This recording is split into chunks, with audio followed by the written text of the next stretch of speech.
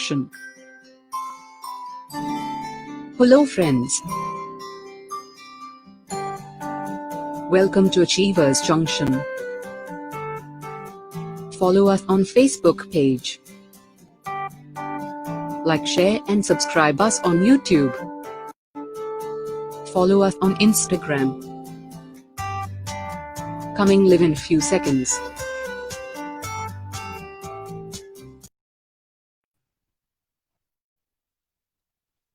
नमस्कार मित्रों, मैं गीतकार मनोज कुमार मनोज पुनः आपका इस शो में, जिसका नाम है काव्य निर्झर, स्वागत करता हूं।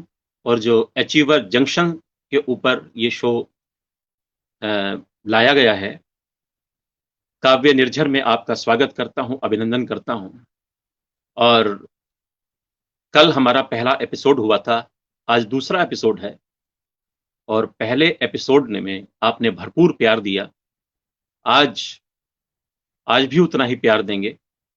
और आज कविता में हम लेकर आए हैं एक ऐसी शख्सियत को, एक ऐसे नाम को, जो अपनी अलग तरह की कविता से पूरे हिंदुस्तान में जाना जाता है और जिसकी कविताओं को उद्धरण रूप में अनेकों कवि, सैकड़ों कवि पढ़ते हैं।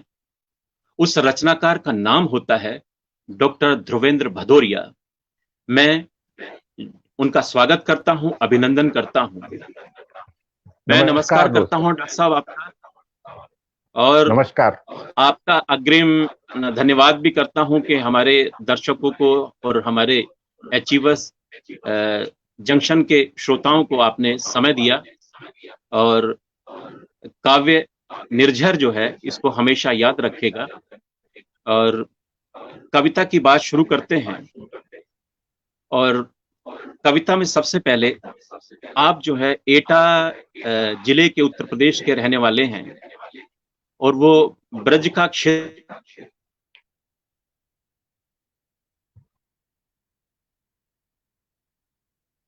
हेलो,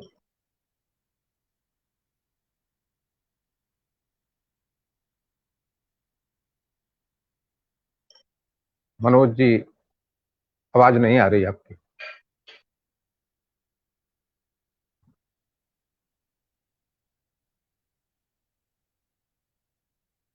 नमस्कार दोस्तों, कुछ तकनीकी समस्या आ गई है। मनोज जी की आवाज तो मुझ तक नहीं पहुंच रही है, प्रतीक्षा करिए।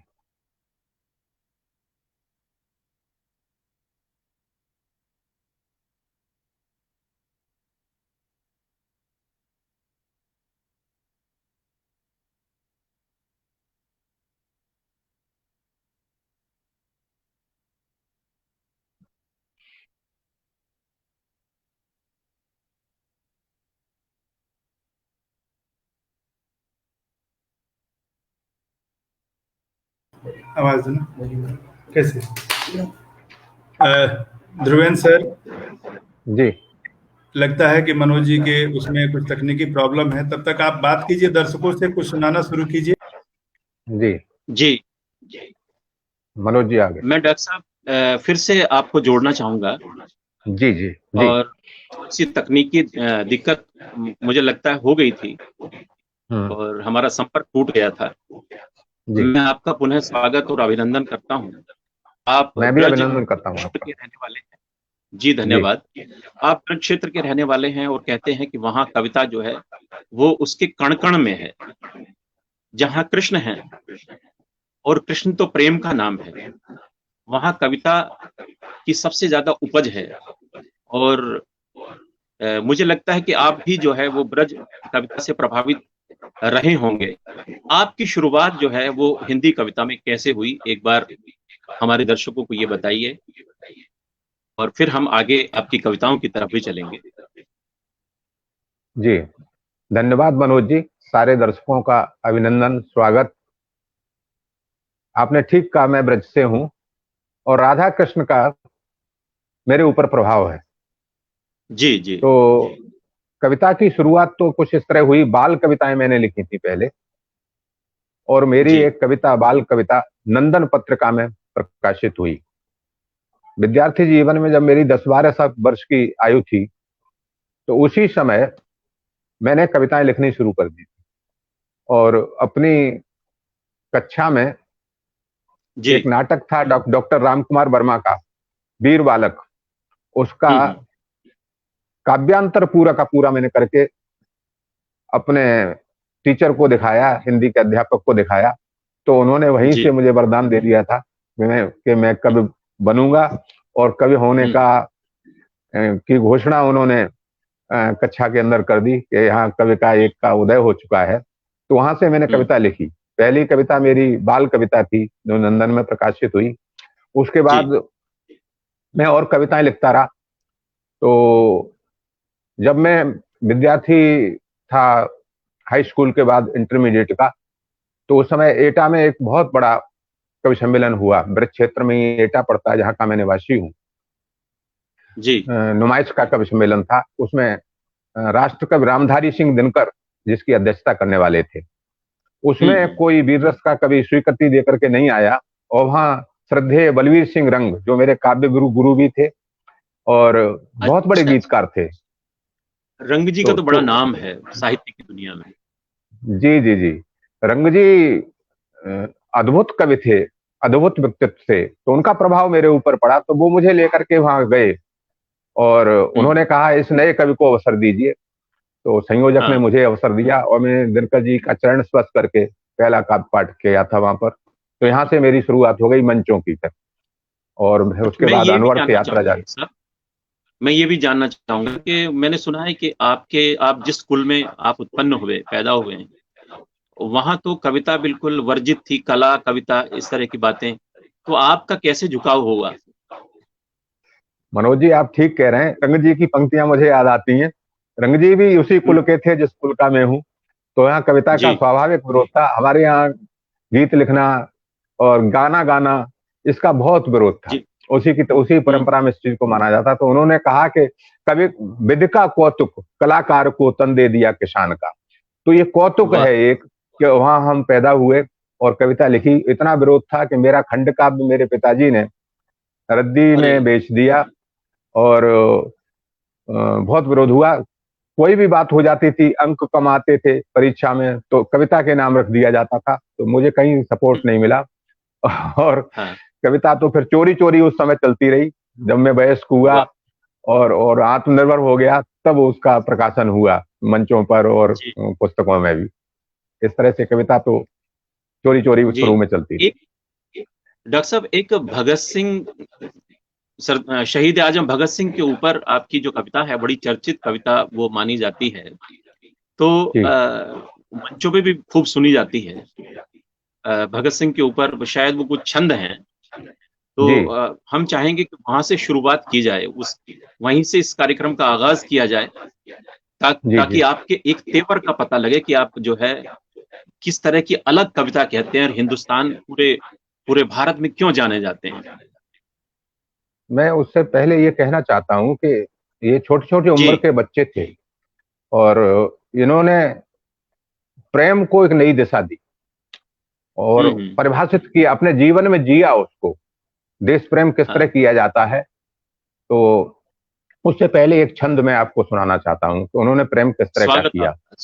प्रेम तो एक ऐसी ऊर्जा है जो अगर देह से जुड़ती है तो वासना बन जाती है, और देश से जुड़ती है तो उपासना बन जाती है।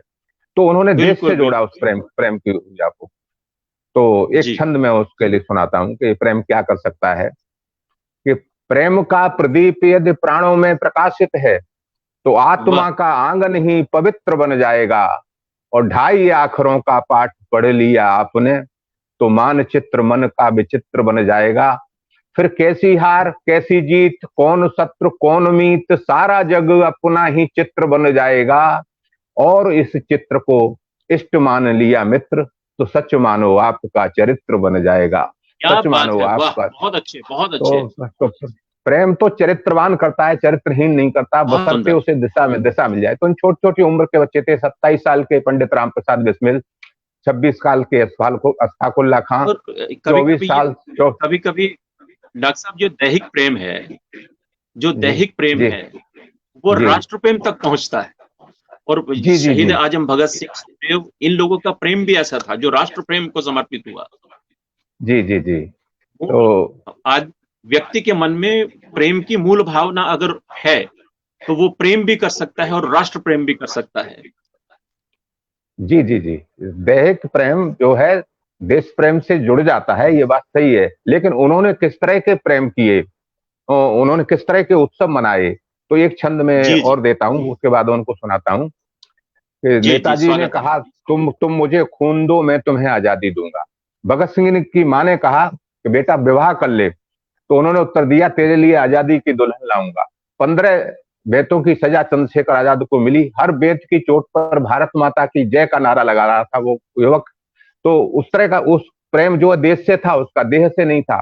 तो किस तरह का प्रेम किया, किस तरह के उत्सव मनाए, छंद सुनिएगा कि नेताजी ने कहा, देशवासियों से खून दो, तो प्रेम का प्रदीप ही मसाल लगने लगा। वो स्वतंत्रता की सुंदरी से भगत सिंह को इश्क हुआ, फांसी का फंदा बर माल लगने लगा। और बेतों की चोट चिकोटी बनी प्रेम का की, अरे देश प्रेम में ही ये कमाल लगने लगा। और माओजर की गोली से शेखर ने होली खेली, तो लाल लाल खून ही गुलाल लगने लगा, लाल लाल खून ही गुलाल लगने लगा। तो इस तरह का प्रेम किया। और वो जो भगत सिंह की बात है, जिस घटना को जी, आपने आपने रेखांकित किया, जिस पर मैंने छंद लिखे हैं, उसमें से 2 छंद सुनाता हूं। भगत सिंह ने असेंबली पे बम फेंका, लाहौर की जेल में बंद कर दिए गए, एकांतवास तन्हाई में उनको रखा गया था। न हवा आती थी, न कोई सफाई कर्मचारी आता था, केवल एक जमादारनी आती थी जो उनके जी, शौचालय को साफ करती थी। उन्होंने उससे एक संबोधन उसे दिया और एक भावनात्मक संबंध जोड़ा। वो संबोधन था बेबे। मुस्लिम जेलर था, उसकी समझ में नहीं आया कि इसका अर्थ क्या है। तो भूमिका का छंद है, 1931 की इस जी। घटना को मैंने इन छंदों में बांधा है, जब छुआछूत चरम पर अद्भुत था। छंद है ये। मैं अपने दर्शकों से कहना चाहूंगा कि अद्भुत छंद है ये, और ये कवि सम्मेलन की दुनिया में एक ऐसा छंद है जो सैकड़ों कवि उद्धरण के रूप में पढ़ते हैं। वो ऐसा तो छंद है। भगत और मैं दर्शकों से ये भी चाहूंगा कि भदौरिया जी की जो कविता है, आप जो है ठहर के सुनेंगे तो बहुत दिनों तक याद रखेंगे कि किसी कवि को आपने सुना है। और मैं दर्शकों से ये भी चाहूंगा कि इसको आप शेयर करें, लाइक करें, अपनी टिप्पणियां दें। तो मुस्लिम जेलर था, उसकी समझ में नहीं आया है बेबे क्या है, उसने समझा कोई कोड वर्ड है। जी, जो बाहर भेज रहा है भगत सिंह जेल तोड़ कर निकल न जाए, इसलिए पूछा बेबे का अर्थ बताओ। 1931 की घटना जी। है, जब लोग हम्म। दलितों के छूने से गंगा जल के छींटे लेते थे। तब उस समय जी, वो जी, 23 वर्ष का नौजवान किस मानसिकता के साथ जीवन यापन कर रहा था, इससे पता चलता है। पहला छंद जी, भूमिका का आपको देता हूं कि जी, जमादारनी को तुम बेबे क्यों कहते हो, जमादारनी को तुम बेबे क्यों कहते हो, जेलर ने तीखा प्रश्न किया सरदार से। जमादारनी को तुम बेबे क्यों कहते हो, जेलर ने तीखा प्रश्न किया सरदार से। भावुक हृदय से तब बोले यूं भगत सिंह, उबरूंगा नहीं इस मां के उपकार से। और मेरी मां ने मलमूत्र मेरा नित्य साफ किया, इसने भी वही कर्म किया है दुलार से। और सदा निज जननी को बेबे में पुकारता हूं, इसीलिए से बेबे कहता हूं प्यार से, इसीलिए से बेबे कहता हूं प्यार से। तो ये भूमिका का छंद था।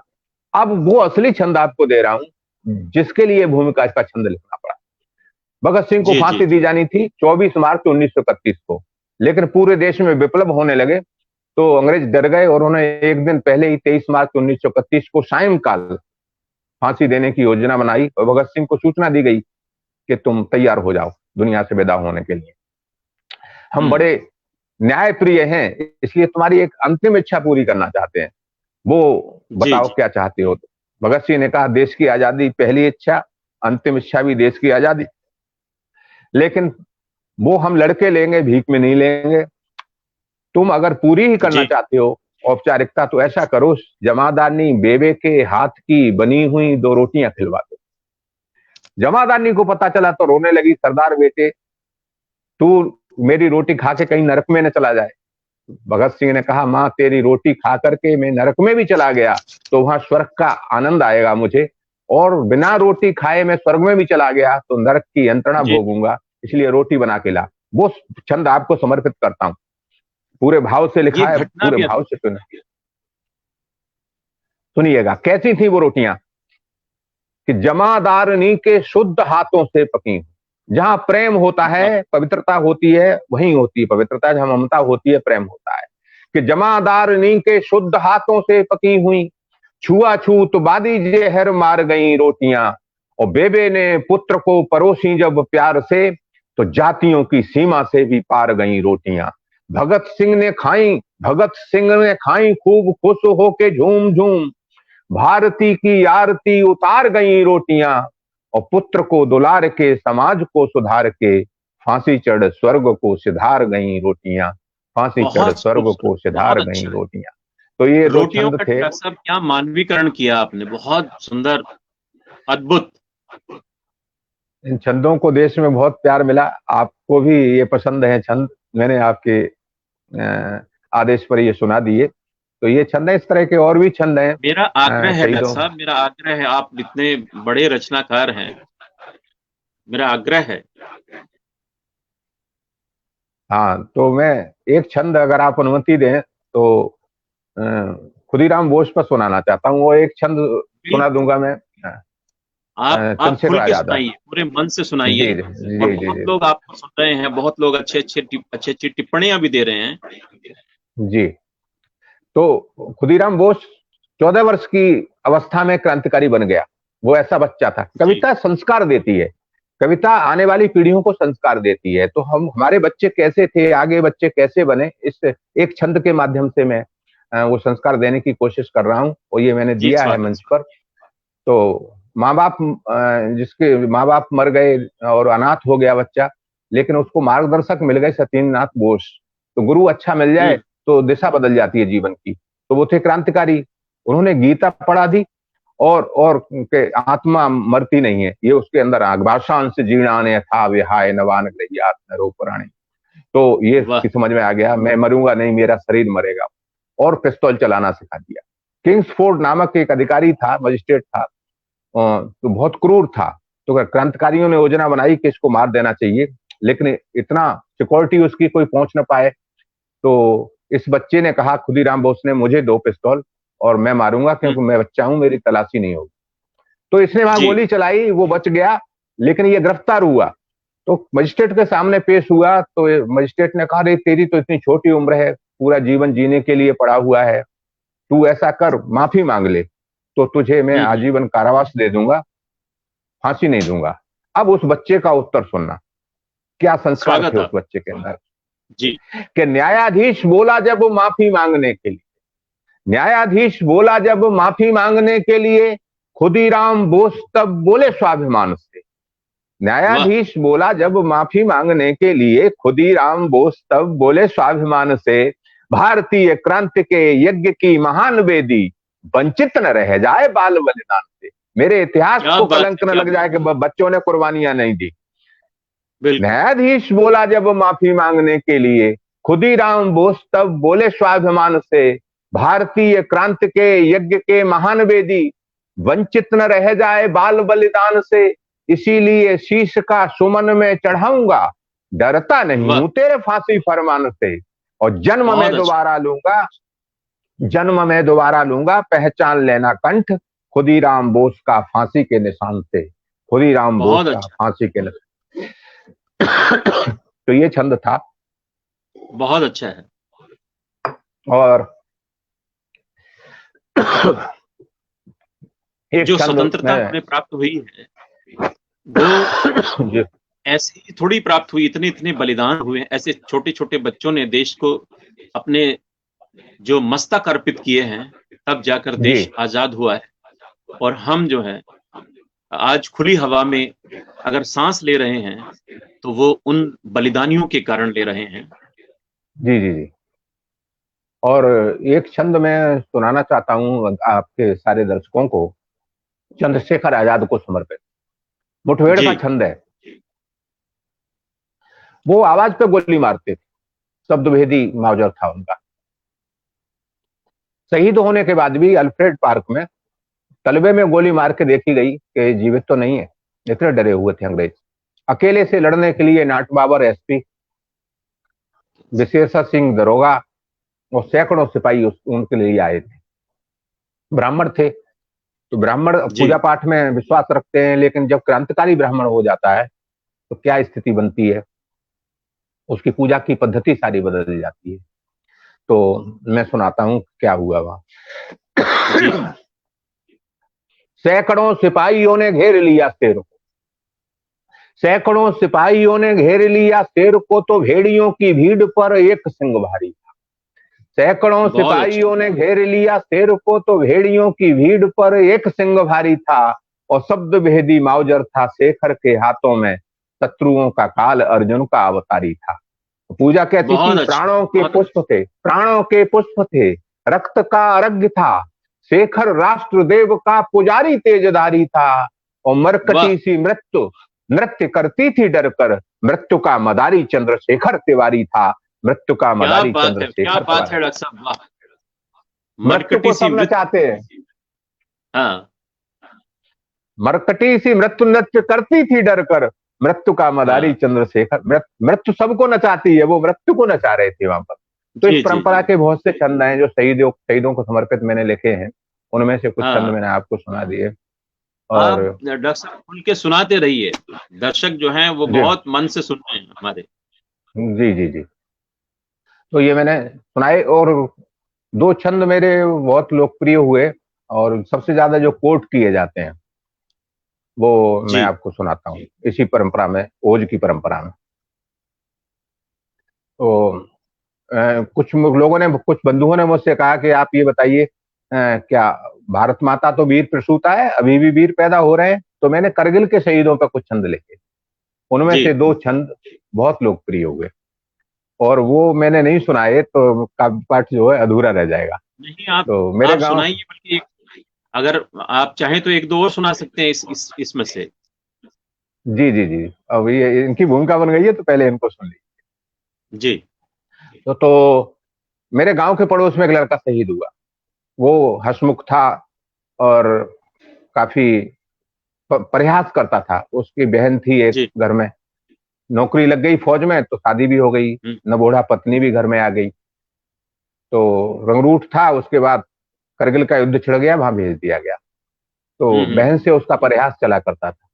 तो वहां से उसने सूचना दी कि मैं होली पे आऊंगा, तेरे लिए मोतियों की माला लाऊंगा, लेकिन नहीं आया। दिवाली पे आऊंगा, नहीं आया। बोला रक्षाबंधन पर जरूर आऊंगा, लेकिन तब भी नहीं आया। आया तो तिरंगे में लपेट कर आया और उसके साथ जो फौजी आए थे उसके सब को लेकर के, उन्होंने बताया कि इस सब में धड़ तो है, सिर नहीं, सिर पाकिस्तानियों ने काट दिया है। वहां लोगों ने पूछा कि ऐसा क्या हुआ, सर क्यों काट दिया? तो उन्होंने कहा ये हंसता था। इससे जब गुप्त ठिकाने पूछे गए तो हंसता था, तो हंसी बर्दाश्त नहीं हुई, व्यंग लगा उस हंसी में, तो पाकिस्तानियों ने सर काट दिया। और मजेदार बात यह है कि सर कटने के बाद भी उस पर मुस्कान थी, हंस रहा था सर। तो इतना बहादुर था ये कहानी उन्होंने बताई। तो मैंने भूमिका एक छंद लिखा, इस मूल छंद से पहले का भूमिका का छंद वो इस तरह था। और इसमें कल्पना ये की गई, जब शौर्य के शिखर धूमिल हो जाते हैं तो शहीद अपने खून से उनको रंगते हैं और चमकाते हैं। जैसे होली दिवाली पे हम अपने मकानों की पुताई करवाते हैं, रंगाई करवाते हैं, तो शौर्य भारत माता के मंदिर के शौर्य के कलश को खून से रंगते हैं शहीद, उसी तरह से। तो भूमिका का छंद आपको दे रहा हूं कि भारतीय वीरता के जीर्ण शौर्य कलशों को, भारतीय वीरता के जीर्ण शौर्य कलशों को शहीद ने शोणित के स्वर्ण से मढ़ा दिया। और कारगिल की चोटियों पे बोटियों को उड़ा उड़ा पाक घुसपैठियों को पाठ ही पढ़ा दिया। यातनाएं झेली किंतु भेद कोई दिया नहीं, तन का सुमन ही वतन पे चढ़ा दिया। और धन्य धन्य माँ के लाल, काल देख रोए नहीं, मृत्यु का भी मान मुस्कान से बढ़ा दिया, मृत्यु का भी मान मुस्कान से बढ़ा दिया। मरते समय मुस्कुरा रहा था। तो ये भूमिका का छंद था। अब उस सिर विहीन लाश को जब परिवार ने देखा, विशेष रूप से उसकी विधवा ने देखा, तो वो बहुत रोई। तो शहीद की बहन ने जो है अपनी भाभी को संभाला और ये कहा कि भाभी रो मत, शहीद की पत्नी कभी विधवा नहीं होती, चिर सधवा होती है। तो लेकिन मुझे मालूम था मेरे भैया इसी तरह आएगा, इसके सिर नहीं होगा। तो उसने कुछ तर्क दिए, बहन ने, सईद की बहन ने अपनी भाभी को। तो मुझे मालूम था ये ऐसे ही आएगा, इसके सर नहीं होगा।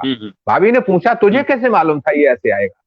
तो वो तर्क जो दिए हैं उनके साथ आप यात्रा करिए, एक शब्द भी चूक गए तो पूरे छंद से चूक जाएंगे। ये बड़ा भुलक्कड़ है, उसने कहा किसी वायदे को निभाया नहीं, अब क्या क्या भूला है वो। और मैं दर्शकों को ये भी बताना चाहूंगा कि ये जो छंद है, ये प्रोमो में भी था ये छंद, और इसको बहुत लोगों ने सुना है आपके प्रोमो को। स्वागत आपका। तो क्या क्या भूला है ये? दादी का दुलार भूला, दादी का दुलार भूला, बापू का प्यार भूला, मोतियों की माला मेरी आज तक न लाया है। दादी का दुलार भूला, बापू का प्यार भूला, मोतियों की माला मेरी आज तक न लाया है। होलिका के रंग ज्योति पर्व की उमंग भूला, राखियों का संग बार बार बिसराया है। और सुन भाभी भाई, सुन भाभी, भैया भुलक्कड़ है जन्म से ही, अपने स्वभाव को ही आज दोहराया है।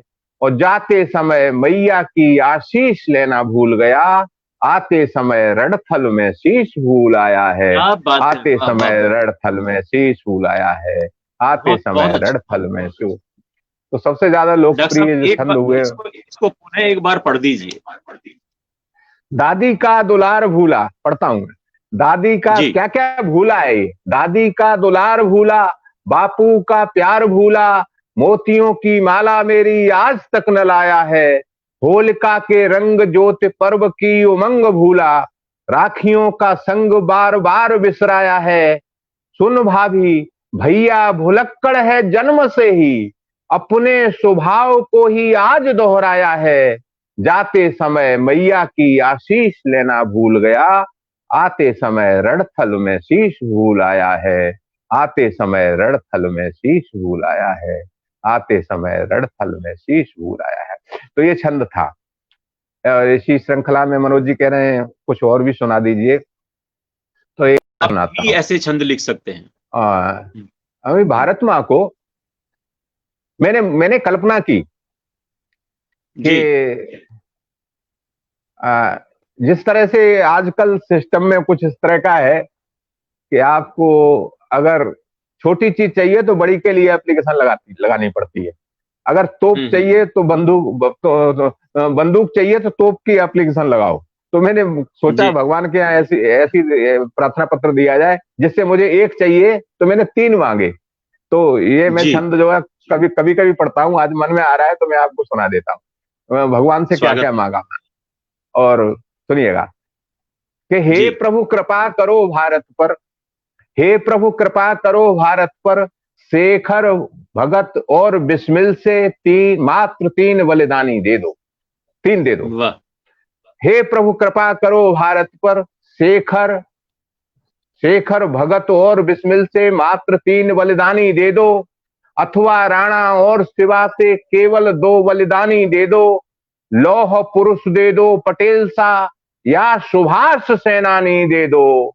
हे प्रभु मेरी भारत माँ को एक झांसी की रानी दे दो, एक झांसी की रानी दे दो। मुझे एक झांसी की रानी चाहिए। इसके लिए एक को मांगने के लिए मैंने 3 मांगे, घटते घटते रानी तो मिल ही जाएगी। और एक बात और कहना चाहता हूं, ये सब जितने भी हमारे शहीद थे, इनके पीछे प्रेरणा कहां से आई? कविताओं से आई, कवियों से आई। तब लिखा जा रहा था झंडा ऊंचा रहे हमारा, वंदे मातरम लिखा जा रहा था, सरफरोशी की तमन्ना अब हमारे दिल में है, ऐसा लिखा जा रहा था। आज जैसा नहीं लिखा जा रहा था। तो कवियों में अगर चेतना हो तो वो क्रांतिकारी तैयार करते हैं। तो मैं एक छंद जो है इसी आशय का आपको सुनाता हूं, उस समय क्या लिखा जा रहा था, और अगर आज जो लिखा जा रहा है वो लिखा जा रहा होता तो क्या होता। सुनिएगा कि नारी नैन नक्शों पर यदि बंकिम बाबू लिखते गीत, अगर उस समय बंकिम का है वंदे मातरम, नारी नैन नक्शों पर यदि बंकिम बाबू लिखते गीत, नारी नैन नक्शों पर यदि बंकिम बाबू लिखते गीत, तो वंदे मातरम राष्ट्रगान नहीं मिलता। और नायिका के नैनों में डूब जाते बिस्मिल, तो सरफरोशी वाला बलिदान नहीं मिलता। और ब्याह करके विलासी यदि हो जाते भगत सिंह, तो शौर्य के सूर्य को बिहान नहीं मिलता, और नारी अच्छा है, बाहो बहुत अच्छा है। बंधनों में, नारी नयन नक्शों पर यदि बंकिम बाबू लिखते गीत, तो वंदे मातरम राष्ट्रगान नहीं मिलता। नायिका के नयनों में डूब जाते बिस्मिल, तो सरफरोशी वाला बलिदान नहीं मिलता। और ब्याह कर विलासी यदि हो जाते भगत सिंह, तो शौर्य के सूर्य को विहान नहीं मिलता। और नारी बाहु बंधनों में बंध जाते आजाद, तो आज हमें आजाद हिंदुस्तान नहीं मिलता, तो आज वाह हमें वाह, आजाद हिंदुस्तान नहीं मिलता। तो कवियों ने उस अद्भुत समय प्रेरणा अद्भुत दी। डॉक्टर साहब, अद्भुत। तो ये सब हुआ। तो कविताएं अच्छी आती रहें तो क्रांतिकारी पैदा होंगे और बच्चों को संस्कार मिलेगा। तो इस तरह की एक श्रृंखला है बहुत लंबी कविताओं की, ओज की। अब मैं दूसरी धारा में भी आपको कुछ सुनाने का मन कर रहा है, आप अनुमति दें जी तो। जी, और फिर जैसा मनोज जी कहें। आपने डॉक्टर साहब आपने पौराणिक संदर्भों को लेकर के इतना अच्छा लिखा है। और मैं अपने दर्शकों को ये भी बताना चाहूंगा कि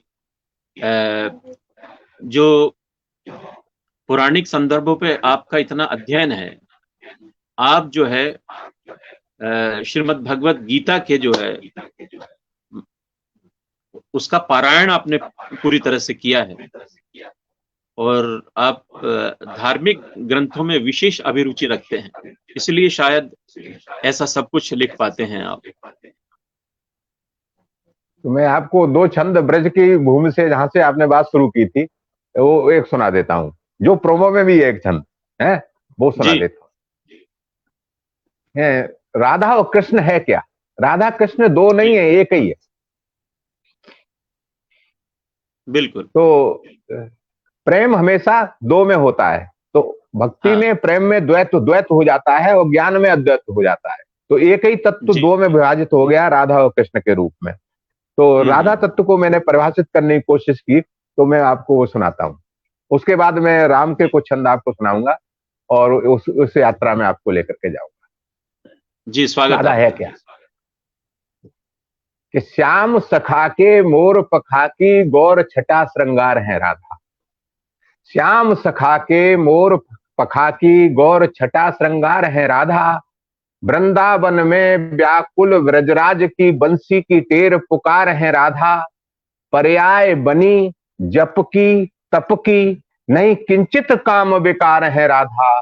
मुक्ति को द्वार है भक्ति की धार है, प्यार है प्यार है प्यार है राधा। प्यार है प्यार है प्यार है राधा। मैंने आपसे कहा कि राधा और कृष्ण एक ही है, अलग नहीं।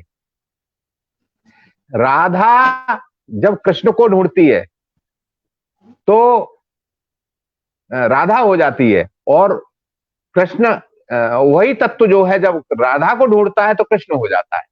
तो अब एक छंद, हाँ जी जी, कृष्णमय हो जाता है, तो एक ही तत्व है वो। तो अब एक छंद सुनाता हूं मैं आपको, थोड़ा दर्शन से जुड़ा हुआ छंद है कि कृष्ण खो गया है और राधा, हाँ राधा ढूंढती है, राधा ढूंढ रही है कृष्ण को। आप प्रियतम है और संकोच है उसको, तो सीधे सीधे नहीं पूछ रही, इशारों में सखियों से पूछती है कृष्ण कहाँ है। लेकिन मिला तो कहाँ मिला? ये अब आई है ब्रज की खुशबू। हाँ, खुशबू आई ब्रज की। तो मिला तो फिर कहाँ मिला? कि सखियों से अखियों की भाषा में पूछती थी, बार बार प्रियतम का आता पता राधिका। सखियों से अखियों की भाषा में पूछती थी, बार बार प्रियतम का आता पता राधिका। और कदम्ब के वृक्षों उसे कृष्ण जैसे दिखते थे, सब कुछ कृष्णमय। सखियों से अखियों की भाषा में पूछती थी, बार बार प्रियतम का आता पता राधिका। और कृष्ण कदम्ब के वृक्षों से कृष्ण जैसे दिखते थे, लगती थी लिपटी हुई हर लता राधिका। फिर आंख मूंद देखा तो चीख पड़ी मिल गया, बाहर नहीं मिला भीतर मिला। फिर आंख मूंद देखा तो चीख पड़ी मिल गया। सखी बोली बोल बोल पता बता राधिका, किंतु बोलता कौन, राधिका खड़ी थी मौन। हुई मोहन के मिलते ही लापता राधिका, हुई मोहन के मिलते ही लापता राधिका। जब कृष्ण मिल गया तो राधा खो गई, राधा मिली तो कृष्ण खो गया। तो विलक्षण छंद है। जी जी। और एक छंद लालित्य का और मुझे याद आ रहा है, ब्रज से, बिल्कुल अगर आप सुनाइए। अनुमति दें तो उसे भी सुना दूं। है स्वागत है आपका, सूरदास, सुनाते जाइए। सूरदास का एक पद है, और पद ये है कि भगवान श्री कृष्ण जैसा कोई नटखट आज तक पैदा नहीं हुआ, भूतो न भविष्य। वो उनको खिलौना भी चाहिए तो चंद्रमा का चाहिए, मैया चंद्र खिलौना लय हो। तो मेरे कवि ने हाँ। कल्पना की, कृष्ण जैसा पुत्र हो, यशोदा जैसी माँ हो, तो चंद्र खिलौना भी उसने दिया होगा। क्या किया होगा? जी जी। शरद पूर्णिमा की रात, शरद पूर्णिमा की रात, और उसने एक कलश लिया होगा, कलश में जल भर करके चंद्रमा का प्रतिबिंब दिखा करके कहा होगा ये चंद्र खिलौना है, तू खेल ले। अब कृष्ण दूर से तो खेलेंगे नहीं, उसको पकड़ के खेलेंगे। तो उसे पकड़ा, वैसे ही बिंब हिल गया। मां से पूछा ये कहां गया, इसमें तो है नहीं। मां ने कहा आकाश में, आसमान में। ऊपर देखा, तब तक बिंब स्थिर हो गया। मां ने कहा ले, फिर नीचे आ गया। तो कई बार उन्होंने पकड़ा उसको, हर बार बिंब मिटा फिर बना। तो मां से पूछा ये जी जी। ऊपर नीचे भागता क्यों है? अब लालित का छंद है, जिसे आमद का छंद कहते हैं, वो छंद मैं आपको दे रहा हूं, एक बार में ही जो स्वागत छंद आ है। जाता है। तो मैया ने कहा कि कन्हैया तू निष्कलंक है, तू भी चंद्रमा है, तेरा नाम भी कृष्णचंद्र है, लेकिन तू निष्कलंक है, इसमें कलंक है। तो ये इसलिए भाग रहा है, इस जादू क्या है वो बताती हूं मैं तुझे। जी। तो सुनिएगा, छंद को पूरे मन से सुनिएगा। और इसमें स्वागत। अलंकार स्वाभाविक रूप से आए हैं, अनुप्रास इतना आ गया है कि बनाना नहीं पड़ा, अपने आप आ गया है कि नटखट जी। जब तू निहारता है गागरी में। ये तेरी दृष्टि का जादू है, जहां तेरी दृष्टि जाती है उधर पूरी सृष्टि जाती है। ये तो चंद्रमा है, चंद्रमा भी सृष्टि का हिस्सा है, तो इसलिए तू ऊपर देखता है ऊपर चला जाता है, नीचे देखता है नीचे आ जाता है। नटखट जब तू निहारता है गागरी में, चंद्रमा भी झट घट बीच बैठ जाता है। तेरी दृष्टि उठती है झांकने को नभ में, तो घट से निकल सस शून्य में समाता है। नटखट जब तू निहारता है गागरी में, चंद्रमा भी झट घट बीच बैठ जाता है। तेरी दृष्टि उठती है झांकने को नभ में, तो घट से निकल सस शून्य में समाता है। मैया बोली अपना कलंक मिटने को तुझे, चूमने को चोरी से मयंक ललचाता है। इसीलिए तेरे मुख चंद्र का चकोर बन, चोर चंद्र चारों ओर चक्कर लगाता है। इसीलिए तेरे मुख चंद्र का चकोर बन, चोर चंद्र चारों ओर चक्कर लगाता है। तुझे चूमना चाहता है, तू निष्कलंक है, अपना कलंक मिटना चाहता है। तो ये एक अद्भुत छंद आ गया था, एक वो स्मरण आ गया, मैं वो भी आपको सुना दिया। अब राम की धारा में आप आज्ञा दे तो वो उधर लेके चलता हूँ आपको। मैं जटायु के छंद और राम के मतलब आश्चर्य है कि आप मतलब दोनों आप जो है राम के लिए भी लिखते हैं, कृष्ण के लिए भी लिखते हैं। जी, दोनों हमारे जो आराध्य देव हैं, दोनों के प्रति आपकी आस्था प्रकट होती है। जी, मेरा मानना है कि कविता या तो राष्ट्र के लिए समर्पित हो, या फिर राम और कृष्ण के लिए, आध्यात्मिक रूप से परमात्मा के लिए समर्पित हो। और कोई समर्पित करने वाला कोई उचित पात्र मुझे नहीं दिखाई देता। पहले मैं भी कुछ करता रहा इस तरह का, लेकिन अंत में इसी निर्णय पर पहुंचा है, या तो राष्ट्र के लिए या राम के लिए कविता का समर्पण होना चाहिए। तो मैं आपको सुनाता हूँ जटायु प्रसंग के 4 छंद पहले आपको सुनाता हूँ, फिर राम की जल समाधि सुनाता हूँ। जी जी। इस कविता से कुछ कहने का प्रयास किया है। कविता संदेश भी देती है। वो आजकल जो नारी अस्मिता पे चोट हो रही है, वो इशारे से मैंने कहने की कोशिश की है। इस कविता के अंदर 2 युग हैं, 2 पात्र हैं। एक द्वापर है, एक त्रेता है, और 2 पात्र हैं, एक द्रौपदी है और सीता है। इसी तरह 2 पात्र और हैं, जटायु है और भीष्म है। तो द्रौपदी का चीरहरण हो रहा है, नारी अस्मिता दांव पे लगी है। उधर सीता का अपहरण हो रहा है, नारी अस्मिता वहां भी दांव पर लगी है। लेकिन भीष्म पितामह और जटायु उससे उनका जब सामना होता है इस समस्या से, तो अलग अलग तरह से निपटते हैं। भीष्म पितामह मौन बैठे रहते हैं और जटायु संघर्ष करते हैं। इसलिए जटायु को मिलते हैं रघुराज और भीष्म को मिलते हैं यमराज। ये कहने की मैंने कोशिश की है इस कविता के अंदर। जी। तो पक्षियों तक ने नारी की यहाँ रक्षा की है और सम्मान किया है नारी का। तो कितनी महान संस्कृति हमारी रही है। तो जब राम पहुंचे, रावण ने पंख काट दिए थे, क्या स्थिति। पहला छंद आपको समर्पित करता हूं। स्वागत। कि कटे हुए पंख और घायल शरीर था, धरती का कण कण लोहू से लाल था। कटे हुए पंख और घायल शरीर था, धरती का कण कण लोहू से लाल था। और सिया का हरण हाय रोक नहीं पाया मैं, बार बार यही बस मन में मलाल था। वेदना से विद्ध हो पड़े हुए थे गिद्धराज, सांसें थी गिनी चुनी बहुत बुरा हाल था। और लुप्त होती स्मृति में काल की थी पदचाप, आंखें खोल देखा तो दशरथ का लाल था, आंखें खोल देखा तो दशरथ का लाल था। यमराज की प्रतीक्षा कर रहे थे, रघुराज सामने खड़े हुए थे। राम ने कहा, हे तात, मैं आपको जीवन दान देना चाहता हूं, मरने नहीं दूंगा। जटायु ने कहा, तात शब्द संबोधन किया, पिता का संबोधन दिया। तो जटायु ने कहा, आप जैसा पुत्र मिल गया, अब मैं जीना क्यों चाहूंगा, आपकी गोद में मरूंगा, लेकिन आपने पिता कहा है तो मेरा श्राद्ध कर देना। अब इस छंद को मैंने कुछ प्रयोग किए मनोज जी, वो इस तरह के प्रयोग किए अपनी कविताओं में कि भक्ति में ओज को डालने की कोशिश की। उसी तरह का ये छंद है जी। जटायु ने किस तरह का श्राद्ध मांगा राम ने कहा, आप तो पक्षी हैं, आपका श्राद्ध कैसे होगा। उन्होंने कहा, मैं बताता हूं। इसमें कीवर्ड है एक नदीश, नदीश माने समुद्र, उसको पकड़ते हुए पूरे छंद को चाहिए। जटायु श्राद्ध मांग रहे हैं, कैसा श्राद्ध चाहिए कि श्रद्धा से श्राद्ध में बुलाने होंगे गिद्ध, गिद्धों को बुलाना है आपको मेरे साथ। श्रद्धा से श्राद्ध में बुलाने होंगे गिद्ध, जिन्हें भोजन में मांसाहार जगदीश चाहिए। और गिद्धों को पेय पसंद नहीं अन्य कोई, लाल लाल लोहू का भरा नदीश चाहिए। और जिन बाहुओं ने वैदेही का हरण किया बल से, भोज में भुजाएं वही पूरी 20 चाहिए। ये देना श्राद्ध, भोज में भुजाएं वही पूरी 20 चाहिए। श्रद्धा से श्राद्ध में बुलाने होंगे गिद्ध, जिन्हें भोजन में मांसाहार जगदीश चाहिए। गिद्धों को पेय पसंद नहीं अन्य कोई, लाल लाल लोहू का भरा नदीश चाहिए। और जिन बाहुओं ने वैदेही का हरण किया बल से, भोज में भुजाएं वही पूरी 20 चाहिए। और जिन नैनों ने निहारा है सिया को कुदृष्टि से, वे 20 ने नोचने को 10 शीश चाहिए। ये श्राद्ध दो।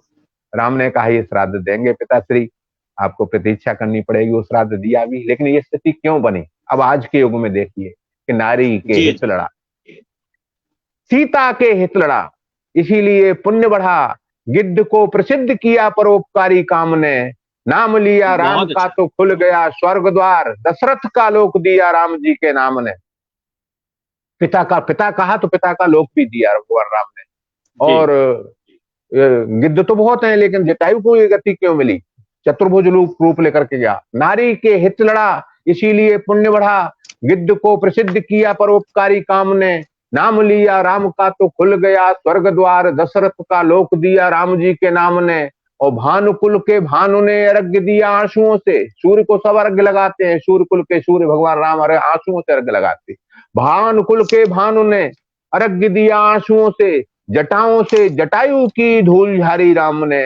और स्वर्ग के लिए तो उनके दर्शन ही काफी थे, जाने कौन धाम दिया राम के प्रणाम ने, जाने कौन धाम दिया राम के प्रणाम। और इस कविता का जो अंतिम छंद है, जिसमें सार है सारा का सारा, वो ये है कि भीष्म पितामह युग बदला। भीष्म पितामह के सामने द्रौपदी चीरहरण का प्रसंग आया, मौन बैठे रहे, तो उनको मुक्ति वो नहीं मिली जो जटायु को मिली। भीष्म पितामह अपने लोक को गए मुक्त होकर के, सालोक मुक्ति मिली, और जटायु को सारूप्य मुक्ति मिली जो श्रेष्ठ मानी जाती है, चतुर्भुज रूप लेकर के गया। तो उसने भीष्म पितामह ने पूछा कि इस गिद्ध ने कौन सा ऐसा पुण्य कार्य किया जिससे इसको ऊंची स्थिति प्राप्त हुई। अब इसका उत्तर है, मेरे कवि ने वो देने की कोशिश की है जी कि जटायु के सामने सीता का हरण था। इस छंद को सुनिए, पूरी कविता का सार इसी में। जटायु के सामने सीता का हरण था, भीष्म की समस्या थी द्रौपदी के चीर की।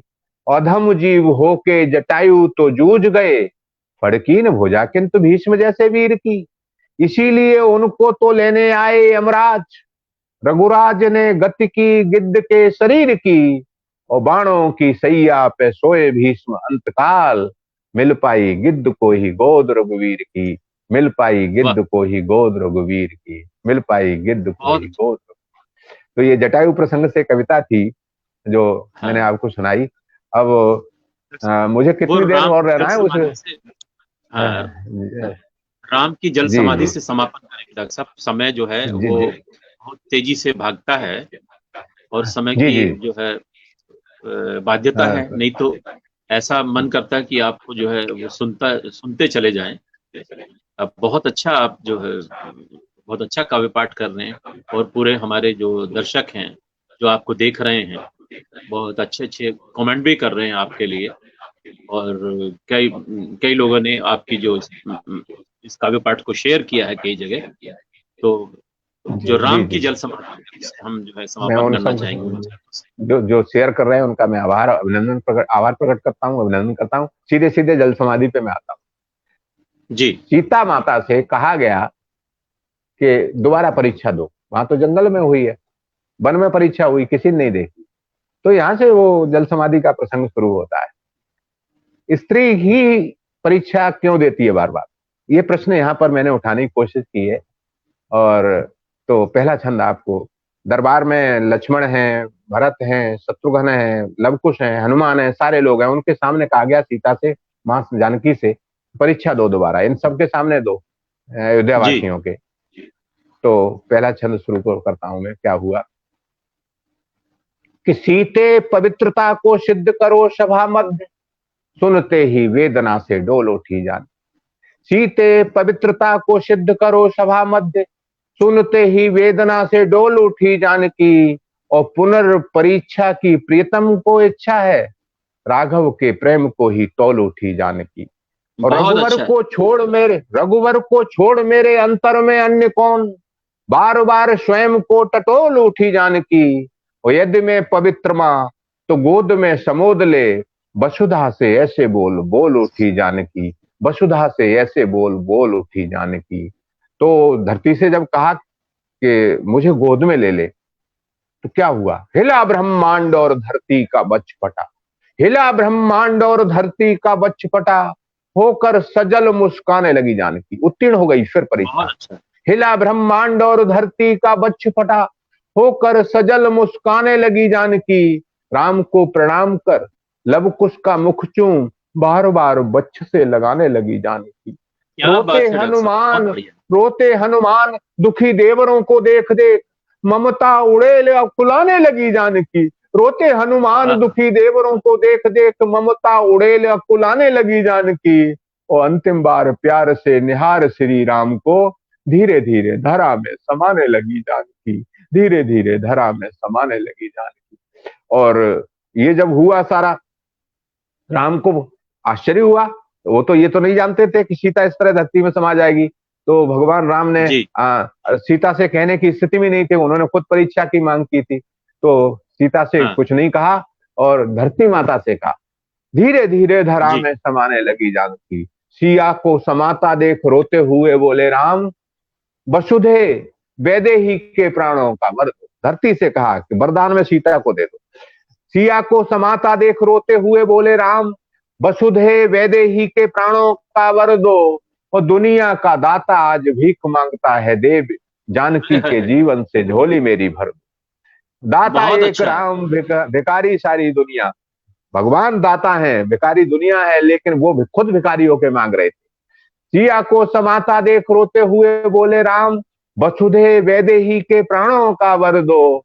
और दुनिया का दाता आज भीख मांगता है देव, जानकी के जीवन से झोली मेरी भर दो। और मिथिला में कन्यादान आपने किया नहीं, माता आज लाडली का कन्यादान कर दो। और आपकी दुहिता को दुख ही दिया है मैंने, देवी सुख देने का एक अवसर दो। देवी सुख वाह! देने का एक अवसर दो। लेकिन कुछ नहीं हुआ, धरती समतल हो गई। तो कहीं भगवान राम को कोई सूचना देता कि वन में सीता धरती में समा गई, तो विश्वास नहीं करते, लेकिन आंखों के सामने प्रत्यक्ष सारा हुआ था। जानकी जी, जी। प्रयाण का महान सत्य सामने था। जानकी प्रयाण का महान सत्य सामने था, कैसे मान सकते थे इसे झूठ राघवेंद्र। होकर विकल गिरे वेदना से भूमि पर, धूल धूसरित हुए जटाजूट राघवेंद्र। सुध में स्वयंवर के चित्र सभी आने लगे, पुरानी याद है। सुध में जी। स्वयंवर के चित्र सभी आने लगे, याद करने लगे वो चित्रकूट राघवेंद्र। और तेरे बिन जानकी जिएगा न तेरा राम, कह करके हाँ, रोने हाँ, लगे फूट फूट राघवेंद्र। कह करके रोने बहुत लगे अच्छा। फूट फूट राघवेंद्र। और भगवान राम का नाम है राजीव लोचन। आंखों में राज कमल जैसी आंखें हैं, उनमें आंसू आ रहे हैं। तो किस तरह की शोभा हो रही है, श्यामल शरीर है, और विषाद से पीले हो रहे हैं, तो इस छंद में कहने की कोशिश की है जी जी कि कमल नयन के द्रगाम्बु थे तुहिन तुल्य, कमल नयन के द्रगाम्बु थे तुहिन तुल्य, रसना पे सिया के ही भिन्न भिन्न नाम थे। विलाप कर रहे हैं, सीते, वाह जानकी, वैदेही कहते। कमल नयन के द्रगाम्बु थे तुहिन तुल्य, रसना पे सिया के ही भिन्न भिन्न नाम थे। और प्रिया के वाह वियोग में वे पीले पीले दिखते थे, लगता था आश्वनी की फूली हुई शाम थे। मर्यादा बहुत अच्छा है। पुरुषोत्तम योगी नहीं थे आज, मर्यादा पुरुषोत्तम योगी नहीं थे आज, व्यथत वियोग ले वियोगी परिणाम थे। और प्रिया के लिए प्राण त्यागने को उद्यत, वो मेरे या तुम्हारे नहीं जानकी के राम थे, वो मेरे या बहुत अच्छा तुम्हारे है। नहीं जान। और मानसिक स्थिति क्या थी भगवान राम की उस समय? प्राण भी पहेली थे, सांस भी समस्या थी, बना जीवन जटिल प्रश्न जिसका हल था। समस्त सृष्टि शून्य थी, सीता ही सत्य थी, चिंतन यही बस उस पल प्रबल था। और राम जी को रोता देख सूर्यदेव रोने लगे, उनके वंशज है। राम जी को रोता देख सूर्यदेव रोने लगे, अंबर भी वेदना से व्याकुल विकल था। और सरयू की धार बीच पग धरा राम ने, तो चरण चूम धन्य हुआ सरयू का। अंतिम छंद दे रहा हूं। बहुत अच्छा, अब बहुत अच्छा है, बहुत अच्छा। सरयू में भगवान राम जा रहे हैं। सरयू की लहरों को पता नहीं है किस उद्देश्य से आ रहे हैं, वो समझ रही हैं स्नान के लिए आ रहे हैं, तो अठखेलियां करती हैं। धीरे धीरे भगवान राम गहराई में जा रहे हैं। आप भी मेरे साथ यात्रा करिएगा और इसके साथ मुझे भी विदा दीजिएगा। सुनिएगा, भगवान राम का त्रोहन होता है, मरण तो होता नहीं है, तो संकेत में कहने का प्रयास किया है। धीरे धीरे जी जी गहराई में जी राम जा रहे हैं। पहले लहरों की प्रतिक्रिया चरणों के साथ क्या होती है, घुटनों के साथ क्या होती है, वक्ष स्थल पे क्या होती है, कि भक्ति जी भावना से भींच, भक्ति भावना से भींच पकड़कर, भक्ति भावना से भींच श्री राम चरणों को बार बार धोने लगी सरयू की लहरें। भक्ति भावना से भींच श्री राम चरणों को बार बार धोने लगी सरयू की लहरें। घुटनों को चूम चूम मेखला सी घूम घूम कटि को भिगोने लगी सरयू की लहरें। नाभि को नमन कर सीने पे सिर धर शुद्ध बुद्ध खोने लगी सरयू की लहरें। और शीश की शिखा से खेल पहले तो हंस पड़ी, किंतु फिर रोने लगी सरयू की लहरें। क्या किंतु बात फिर है, क्या रोने बात लगी सरयू की लहरें, किंतु फिर रोने लगी सरयू की लहरें। तो इस तरह से है। वाह ये जल समाधि राम की, सीता के भूमिष्ठ होने के छंद मैंने आपको सुना दिए, और मैं बहुत बहुत आभार प्रकट करता हूँ अचीवर्स और डॉक्टर साहब, जंक्शन का। मैं जो है इतना अच्छा आप सुना रहे थे। जी मुझे मेरठ के गीतकार हुए हैं भारत भूषण जी। जी जी जी उनकी उनकी उनकी भी एक रचना राम की जल समाधि नाम से थी। जी जी और हाँ कहते जी हैं कि जी जी उस समय जो किसी भी बड़े कवि सम्मेलन की अगर समापन होता था, तो वो राम की जल समाधि से होता था। और जी काफी लोगों ने भगवान श्री राम पे लिखा है, लेकिन कुछ उंगलियों पे रचनाकार हैं, दो तीन, जिनमें आपका भी नाम शुमार होता है, जिन्होंने राम पर लिखा और राम की जल समाधि पर लिखा। हमारे मेरठ के कविवर श्री भारत भूषण जी ने भी राम की जल समाधि रचना लिखी और बहुत ही प्रसिद्ध रचना हुई। और आपकी रचना भी जो है ये बहुत ही प्रसिद्ध है। और हम इस कार्यक्रम के अंतिम सोपान पर ये सुन रहे थे। मन तो ये करता था कि वो हमें सुनाते रहें, लेकिन समय की अपनी बाध्यता होती है। और जो लोग हमारे नए जो दर्शक हैं वो सुन रहे हैं, जो हमारे नए रचनाकार सुन रहे हैं, हमने भदौरिया जी को, डॉक्टर भदौरिया जी को, ध्रुवेंद्र भदौरिया जी को इसलिए आमंत्रित किया है ताकि हमारे जो नवीन रचनाकार हैं वो महसूस कर सकें कि कविता जो है वो कितनी बड़ी चीज होती है, कितना उसमें विराट तत्व होता है। तो आपका जो आशीर्वाद है वो हम सबको मिला है, हम सौभाग्यशाली हैं। और ये जो मंच है, ये काव्य निर्झर जो कार्यक्रम है, जहां ये वरिष्ठ रचनाकारों के लिए है, उनकी कविताएं हमें सुनने को मिल रही हैं, वहीं जो नए रचनाकार हैं डॉक्टर साहब, हम उनको करेंगे ताकि नई पौध जो है कविता की तैयार हो सके। और जी। उस दिशा में भी ये काव्य निर्झर जो है वो प्रयासरत है, वो आगे काम करेगा। जो नए रचनाकार हैं उनसे निवेदन करता हूँ कि वो उनको लगता है कि हमारी कविताओं में भी दम है, तो वो हमसे अवश्य संपर्क करें। और आज का ये कार्यक्रम जो है वो यहीं पर समापन की ओर जा रहा है। उससे पहले मैं आपको बता देना चाहता हूँ कि ये जो कार्यक्रम है हमारा, ये हर हफ्ते सोमवार और मंगलवार को रात्रि 8 बजे जो है इसको देखना न भूलें। और ये एक पारिवारिक शो है, पारिवारिक कार्यक्रम है, और इसमें बहुत सारी प्रेरणा आप लोगों को मिलेंगी। तो इसको हम चाहेंगे परिवार के साथ आप बैठकर देखें। इन्हीं शब्दों के साथ गीतकार मनोज कुमार मनोज को आप आज्ञा दीजिए, और मैं डॉक्टर ध्रुवेंद्र भदौरिया जी का भी हाथ जोड़ करके उनका अभिनंदन स्वागत करता हूं कि उन्होंने जो है उनका आभार व्यक्त करता हूं, उन्होंने हमें समय दिया। बहुत बहुत धन्यवाद। मेरा भी सबको धन्यवाद, प्रणाम।